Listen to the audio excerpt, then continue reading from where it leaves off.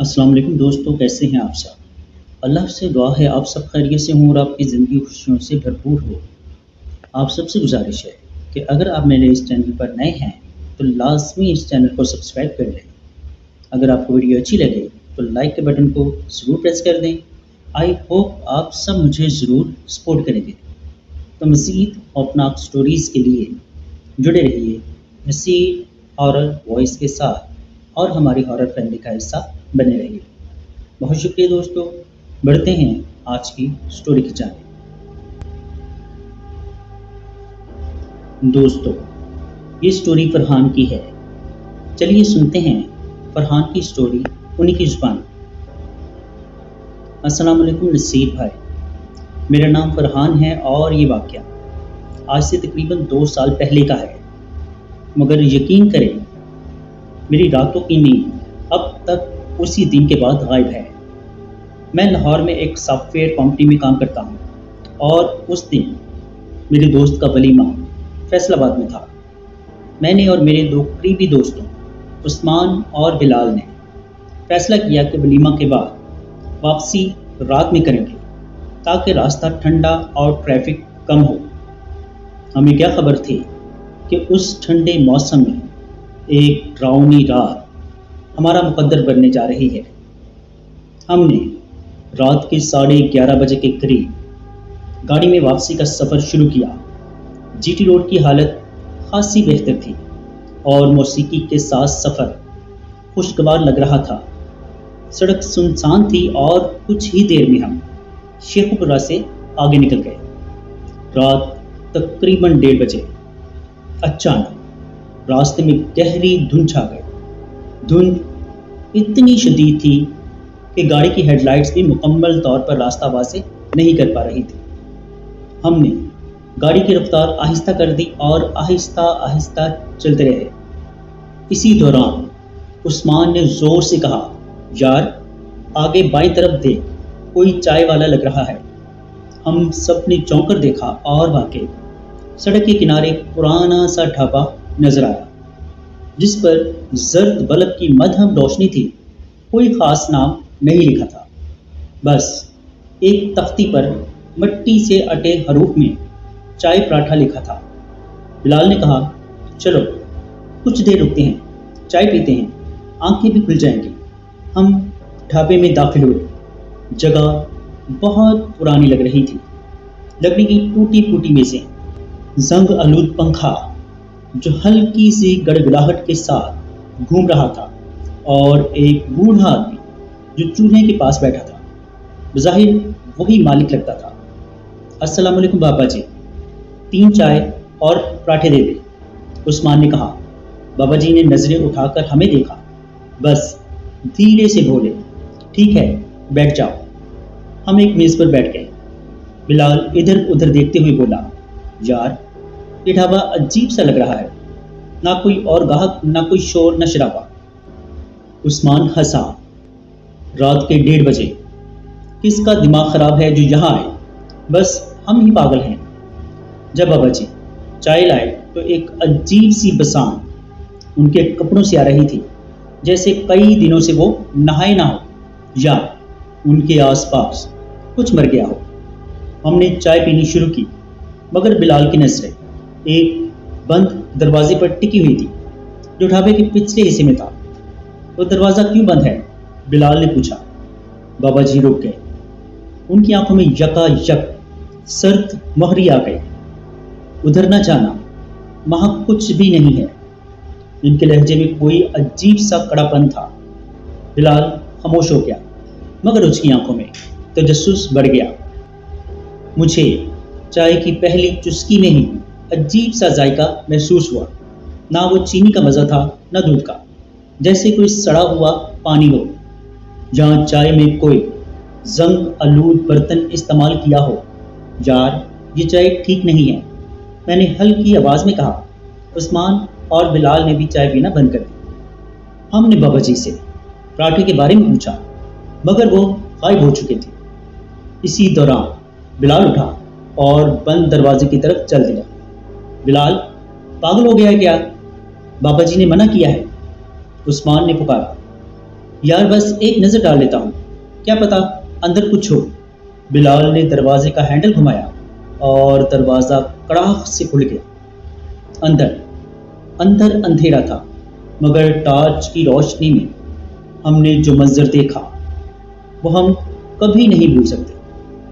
کمرے کے بیچوں بیچ ایک عجیب سا دائرہ بنا تھا، جیسے کالے دھاگے، خون کے دھبے اور ٹوٹی ہوئی گڑیا کے پرزے۔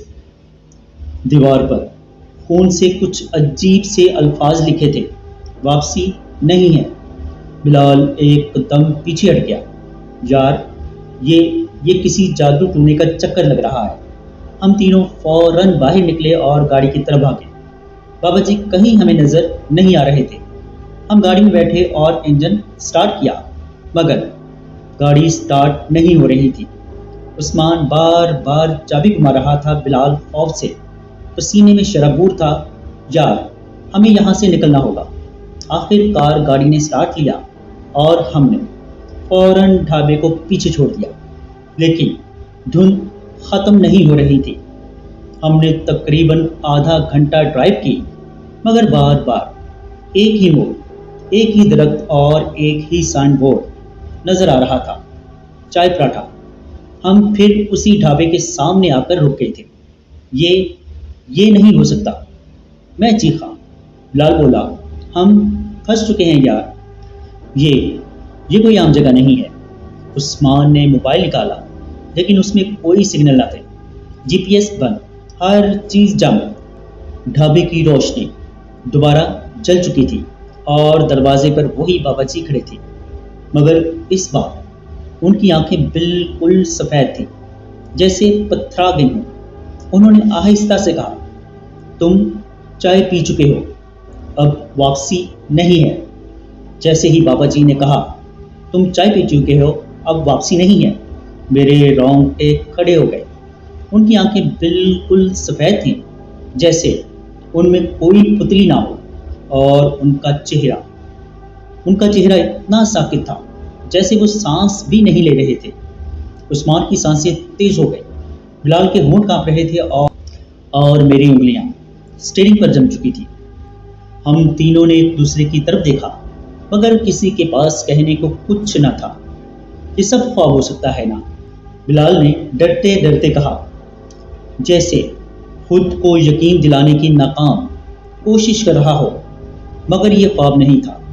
عثمان نے انجن دوبارہ سٹارٹ کیا اور اس بار گاڑی چل پڑی۔ ہم نے رفتار تیز کر دی۔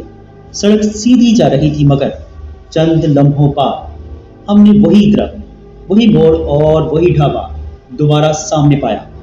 اب ہم پوری طرح خوفزدہ ہو چکے تھے۔ ہم بار بار اسی جگہ رہے تھے۔ عثمان نے کہا، شاید ہم کسی اور دنیا میں پھنس چکے ہیں۔ میں نے کہا اور میری زبان خود کانپنے لگی۔ بلال نے جواب دیا، مجھے کچھ پڑھنا آتا ہے، میری نانی پڑھا کرتی تھی جب ایسے خواب آتے تھے۔ بلال نے سورہ فلق، سورہ الناس پڑھنی شروع کی۔ ہم خاموش ہو گئے۔ گاڑی کا انجن بند ہو چکا تھا، باہر مکمل سناٹا تھا۔ اچانک ایک عجیب بھاری آواز گاڑی کے بالکل پیچھے سے آئی، ایسی آواز جیسے کوئی گیلے کپڑے گھسیٹ رہا ہو۔ ہم سب نے فوراً پلٹ کر پچھلی سیٹ کی طرف دیکھا، اور وہیں ایک بوسیدہ کپڑوں میں لپٹا ہوا شخص بیٹھا تھا۔ نہ ہم نے اسے گاڑی میں آتے دیکھا، نہ کوئی آواز سنی، مگر وہ وہیں بیٹھا تھا، چہرہ چھپا ہوا، اور ایک سرد سانس گاڑی کے شیشے پر دھند بنا رہی تھی۔ بلال، بس دیکھو، کچھ مت بولو، عثمان نے کپکپاتے ہوئے کہا، لیکن بلال جیسے کسی اور ہی فریکوینسی پر جا رہا تھا۔ وہ بے حد آہستہ آواز میں بول رہا تھا، یہ وہی ہے جس کا نام کبھی نہیں لینا چاہیے تھا۔ ہمیں وقت کا اندازہ ہی نہ تھا۔ بلال نے کچھ پڑھنا بند کر دیا اور بے حس بیٹھا تھا۔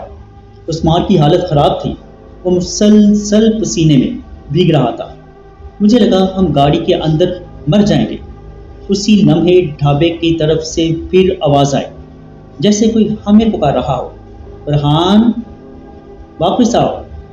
یہ آواز میری مرحوم ماں کی تھی۔ میں سن کر ہل گیا۔ میری ماں کو دنیا سے گئے 3 سال ہو چکے تھے۔ نہیں، یہ فریب ہے، عثمان چلایا، مگر میرے دل نے ایک لمحے کو سوچا، شاید واقعی وہی ہو۔ میں دروازہ کھولنے ہی والا تھا کہ بلال نے مجھے بازو سے پکڑ کر کھینچ لیا۔ فرحان، وہ تو نہیں سن رہا، وہ تجھ کو بلا رہا ہے۔ بس ایک بار تو باہر گیا تو واپس نہیں آئے گا۔ ہم تینوں نے فیصلہ کیا کہ اگر ہم باہر نکلنے میں ناکام رہے تو شاید ہمیں وہی دروازہ دوبارہ کھولنا ہوگا، وہی بند کمرہ جہاں سب کچھ شروع ہوا تھا۔ ہم تینوں ڈرتے ڈرتے ڈھابے میں داخل ہوئے۔ اندر وہی بابا جی بیٹھا تھا، مگر اب ان کے چہرے پر گوشت نہیں تھا، صرف خالی ہٹ، اور وہ سیدھا ہمیں گھور رہے تھے۔ واپس جانا چاہتے ہو؟ قربانی دینی ہوگی، بابا جی نے کہا۔ کیا مطلب قربانی؟ میں نے کپاتی آواز میں پوچھا۔ تم میں سے ایک یہاں رہ جائے گا، باقی جا سکتے ہیں۔ یہ سب سن کر ہمیں لگا ہم پاگل ہو رہے ہیں۔ بلال بولا، میں رکوں گا، تم دونوں نکلو۔ عثمان بولا، نہیں، میں رکوں گا، بلال کو کچھ نہیں ہوگا۔ میں چیخا، کسی کو نہیں رکنا چاہیے، یہ دھوکہ ہے، یہ سب جھوٹ ہے، ہمیں لڑنا ہوگا۔ اسی لمحے ایک زوردار چیخ فضا میں گونجی۔ عثمان نے اچانک ایک قرآن پاک جو ٹیبل پر رکھا تھا اٹھا لیا اور بلند آواز میں سورہ بقرہ پڑھنا شروع کر دی۔ میں نے بھی ساتھ دینا شروع کیا، بلال نے بھی اذان دی۔ جیسے ہی آیات کی آواز گونجنے لگی، ڈھابے کی دیواریں ہلنے لگی، بابا جی چیخنے لگے، دروازہ زور سے کھلا اور ایک روشنی کی کرن اندر آئی۔ ہم تینوں باہر بھاگے۔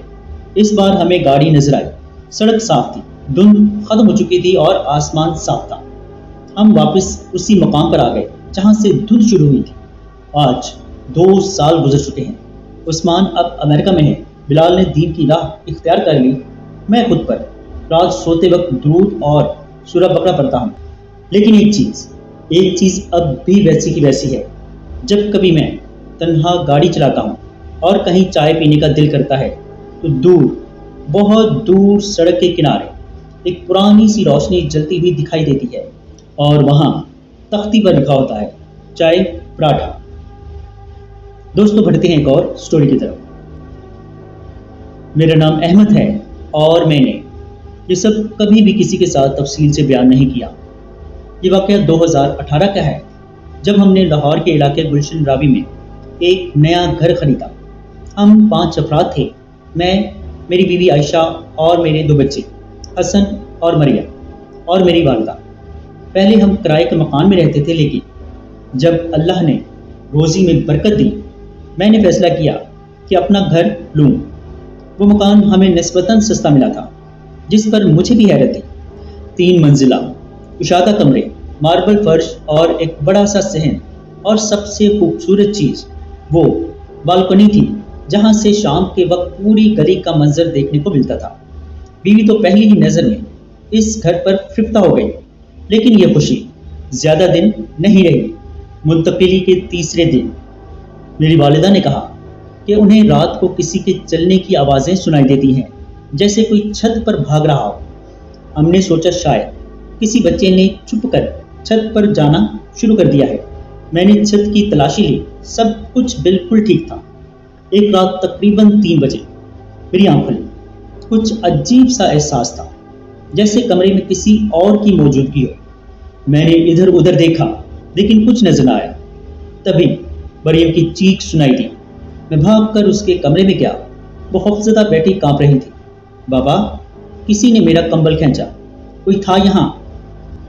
بالکل میرے بستر کے پاس۔ میں نے اسے تسلی دی، لیکن اس رات میں نے بھی پہلی بار گھر کی فضا میں کچھ عجیب سا بوجھ محسوس کیا۔ ایک دن ہم سب ٹی وی لاؤنج میں بیٹھے تھے جب کچن میں برتنوں کے گرنے کی آواز آئی۔ بھاگ کر دیکھا تو سارے برتن فرش پر بکھرے پڑے تھے۔ عائشہ نے قسم کھائی کہ اس نے سب کچھ ترتیب سے رکھا تھا۔ اس دن کے بعد سے روز کچھ نہ کچھ اپنی جگہ سے غائب ہو جاتا، جیسے چابی ریموٹ موبائل، اور پھر ایک دن وہی چیز کہیں بالکل الگ جگہ سے ملتی۔ ایک دن حسن کا اسکول بیگ مکمل طور پر غائب ہو گیا۔ ہم نے پورے گھر کی تلاشی لی، آخر کار وہ بیگ اسٹور روم کی چھت سے لٹکا ہوا ملا۔ وہ اسٹور روم جو ہم نے کبھی استعمال ہی نہیں کیا تھا۔ اسٹور کی بات آئی تو یاد آیا، اس کے ساتھ کچھ عجیب تھا۔ جب بھی ہم اس کا دروازہ کھولتے، اندر سے ٹھنڈی ہوا کا جھونکا آتا، جیسے کسی فریزر سے آ رہا ہو۔ ایک دن میں نے ہمت کر کے اندر جھانکا، بہت پرانا فرنیچر، کچھ دھول مٹی اور ایک لکڑی کا آئینہ، پر وہ آئینہ دیکھتے ہی میرے اندر ایک عجیب سا خوف پیدا ہوا۔ ایسا لگا جیسے آئینے میں کچھ حرکت ہو رہی ہو، جیسے کچھ سایہ پیچھے سے جھانک رہا ہو۔ میں نے وہ آئینہ نکال کر باہر پھینک دیا۔ اسی رات میرے خواب میں ایک پرانا جھلا ہوا چہرہ دکھائی دیا۔ وہ مجھ سے کہہ رہا تھا، میرے گھر سے دور رہو۔ امی کی حالت دن بدن خراب ہوتی جا رہی تھی۔ وہ اکثر کہا کرتی تھی کہ کوئی ان کے کمرے میں آتا ہے، ان سے بات کرتا ہے، کبھی ہنستا ہے کبھی روتا ہے۔ ہم نے ڈاکٹرز کو دکھایا، سب نے کہا دماغی دباؤ ہے۔ لیکن ایک دن میں نے خود دیکھا کہ امی کسی سے بات کر رہی تھی۔ ان کا چہرہ سر تھا اور وہ ہوا میں کسی اور طرف دیکھ کر کہہ رہی تھی۔ میں نے کچھ نہیں کیا۔ اس رات ہم سب کے کمرے کا دروازہ خود بخود بند ہو گیا، لائٹس بند ہو گئی، بچوں نے چیخنا شروع کیا۔ میں نے موبائل سے ٹارچ جلائی تو دیوار پر سائے بن رہے تھے، جیسے کئی لوگ ہمارے ارد گرد کھڑے ہو۔ آخر ہم نے محلے کی مسجد کے مولوی صاحب کو بلایا۔ جیسے ہی وہ گھر میں داخل ہوئے، ان کا چہرہ بدل گیا۔ یہ جگہ صاف نہیں ہے احمد صاحب، یہاں کچھ ہے، پرانی چیز، کوئی پرانی چیز، شاید دفن کی گئی ہو۔ انہوں نے پورے گھر میں قرآن کی تلاوت کی۔ کچھ دیر کے لیے ماحول بہتر ہوا، لیکن وہ جاتے ہوئے کہہ گئے، یہ چیز تم سے ناراض ہے اور تمہیں یہاں رہنے نہیں دے گی۔ سب سے زیادہ خوفناک بات تب ہوئی جب میری بیوی عائشہ نے ایک دن کہا کہ ہمیں یہاں سے نہیں جانا چاہیے، یہ ہمارا گھر ہے، یہاں کوئی نہیں ہے، یہ سب تمہارا وہم ہے۔ پہلے تو میں نے سمجھا کہ شاید وہ بچوں کی وجہ سے دباؤ میں ہے، لیکن اگلے دن میں نے اسے اپنے بچوں پر چلاتے، یہاں تک کہ تھپڑ مارتے دیکھا۔ وہ کبھی ایسا نہیں کرتی تھی، اس کی آنکھوں میں وحشت تھی، جیسے وہ کوئی اور ہو۔ ایک رات میں نے اسے کچن میں کسی سے بات کرتے سنا۔ وہ کہہ رہی تھی، اب احمد نہیں رہے گا، بس تھوڑا انتظار کرو۔ میں نے کمرے میں جھانکا تو وہ تنہا تھی، لیکن مجھے پکا یقین تھا کہ وہاں کوئی اور بھی تھا۔ پھر ایک رات میں گھر دیر سے آیا، دروازہ کھلا تھا اور پورا گھر تاریکی میں ڈوبا ہوا تھا۔ میں نے سوچا شاید لائٹ چلی گئی ہو۔ جیسے ہی میں اندر داخل ہوا، ٹھنڈی ہوا کا جھونکا میرے جسم سے ٹکرایا۔ ایسا لگا جیسے کوئی میرے بالکل قریب سے گزرا ہو۔ میں نے عائشہ کہہ کر آواز دی، مگر آگے سے کوئی جواب نہ آیا۔ پھر اچانک مجھے ہال میں بیٹھے شخص کا سایہ دکھائی دیا۔ میں نے ٹارچ جلائی، وہ عائشہ تھی، مگر اس کی آنکھیں بالکل سیاہ تھیں۔ اس کی ہونٹوں پر ایک ایسی مسکراہٹ تھی جو کسی انسان کی ہو ہی نہیں سکتی۔ تم دیر سے آئے ہو احمد، وہ تمہیں پسند نہیں کرتے۔ کون؟ میں نے کانپتی ہوئی آواز میں پوچھا۔ یہ ان کا گھر ہے، تم نے ان کی نیندیں خراب کی ہیں۔ میں نے آگے بڑھ کر اس کا ہاتھ پکڑنا چاہا، مگر وہ اچانک چیخ کر بولے، مت چھونا مجھے، وہ یہی ہے۔ اسی لمحے گھر کی تمام کھڑکیاں زور سے بند ہو گئیں، بچے چیخنے لگے، میری ماں بے ہوش ہو گئی۔ میں نے جلدی سے بچوں کو اپنے کمرے میں بند کیا اور مولوی صاحب کو فون کیا۔ مولوی صاحب فوراً پہنچے۔ جیسے ہی انہوں نے سورہ بقرہ کی تلاوت شروع کی، عائشہ زور زور سے ہنسنے لگی۔ اس کی آواز مردانہ ہو گئی تھی، جیسے کوئی اور بول رہا ہو اس کے اندر۔ یہ عورت اب ہماری ہے، تم لوگ اسے نہیں لے جا سکتے۔ مولوی صاحب نے کہا، یہ جن ہے، شاید یہ عائشہ کے جسم میں داخل ہو چکا ہے اور اس گھر کے نیچے کچھ دفن ہے۔ ہم سب نے مل کر عائشہ کو قابو میں رکھا، قرآن کی تلاوت کی۔ قرآن کی تلاوت کئی گھنٹوں تک جاری رہی۔ آخرکار عائشہ بے ہوش ہو گئی اور اس کی سانس بحال ہوئی، مگر مولوی صاحب نے ہمیں ایک اور خوفناک خبر دی۔ یہ سب کچھ ایک پرانے جنازے کی وجہ سے ہے جو اس گھر کے نیچے دفن کیا گیا، بغیر کفن کے، بغیر نماز کے، اور شاید کسی نے اس کی روح کو باندھنے کی کوشش کی تھی۔ مولوی صاحب کی بات نے ہمیں ہلا کر رکھ دیا۔ انہوں نے مشورہ دیا کہ ہم گھر کے صحن میں ایک مخصوص جگہ کھودیں جہاں ہر بار عجیب آوازیں آتی تھیں۔ اگلی صبح میں نے مزدور بلائے اور ہم نے کھدائی شروع کی۔ صرف 4 فٹ گہرا گڑھا کھودا تھا کہ مٹی سے ایک پرانی ہڈی نکلی، پھر ایک کھوپڑی، اور پھر خون سے لت پت پرانا سفید لباس۔ وہ واقعی کسی انسان کی لاش تھی جو شاید کبھی دفن ہی نہیں کی گئی، جیسے کسی نے جرم چھپانے کی کوشش کی۔ مولوی صاحب نے وہ جگہ صاف کروائی، غسل دلوایا، جنازہ پڑھایا اور کہا، اب اسے عزت کے ساتھ دفن کر دیا جائے، شاید یہ روح سکون پا جائے۔ اس رات ہم سب نے سکھ کا سانس لیا. ایسا لگتا تھا جیسے گھر کی فضا ہلکی ہو گئی. بچے آرام سے سو گئے. امی کی طبیعت میں بھی بہتری ہے. مگر رات 3 بجے ایک زوردار دھماکے سے میری آنکھ کھل گئی. دروازہ خود بخود کھل چکا تھا اور میری بالکنی کے سامنے کوئی کھڑا تھا. میں نے جیسے ہی ٹارچ جلائی وہی سایہ دکھائی دیا. جلتا ہوا چہرہ، خالی آنکھیں اور ایک بے رحم مسکراہٹ. تم نے مجھے نکالا مگر میرے نشان یہی رہیں گے. اچانک وہ سایہ غائب ہو گیا. میں کمرے کی طرف بھاگا تو مریم بے ہوش تھی اور حسن کی آنکھیں کھلی کی کھلی رہ گئی تھی. وہ مسلسل بڑبڑا رہا تھا، وہ پھر آئے گا بابا، وہ کبھی نہیں جائے گا یہاں سے. اگلے ہی دن ہم نے وہ مکان چھوڑ دیا اور کرائے پر ایک چھوٹا سا فلیٹ لے لیا. امی نے بعد میں بتایا کہ وہ سایہ ہر رات ان کے خواب میں آتا تھا اور کہتا تھا یہ گھر میرا ہے، جو بھی یہاں رہے گا وہ زندہ نہیں بچے گا. آج 7 سال گزر چکے ہیں. میں کبھی کبھار گلشن رابی کی اس گلی سے گزرتا ہوں اور وہی پرانا مکان خالی پڑا ہوتا ہے. کھڑکیاں بند، دروازے زنگ آلود اور بعض اوقات رات کو وہاں سے روشنی نکلتی ہے. لوگ کہتے ہیں کہ جو بھی وہاں رہنے آیا وہ 1 مہینے سے زیادہ نہ ٹک سکا. اور میں آج بھی سوتے ہوئے اچانک جاگ جاتا ہوں اور محسوس کرتا ہوں کہ کوئی میرے قریب سانس لے رہا ہے، کوئی جو وہاں موجود تھا اور شاید میرے ساتھ چپک گیا ہے. جی دوستو، کیسی لگیں آپ کو سٹوریز؟ کمنٹ باکس میں اپنی رائے کا اظہار ضرور کیجیے گا. اگر آپ یا آپ کے کسی جاننے والے کے ساتھ کوئی ایسا خوفناک یا ناقابل فراموش واقعہ پیش آیا ہو اور آپ اسے ہمارے ساتھ شیئر کرنا چاہتے ہیں تو نیچے ڈسکرپشن میں موجود میرے واٹس ایپ نمبر پر ہمارے ساتھ شیئر کر سکتے ہیں. اپنا اور اپنے گھر والوں کا بہت سا خیال رکھیے گا. مجھے اور میرے گھر والوں کو اپنی خصوصی دعاؤں میں یاد رکھیے گا. اللہ نے چاہا تو ملتے ہیں کسی اور خوفناک سٹوری میں. تب تک کے لیے اللہ حافظ.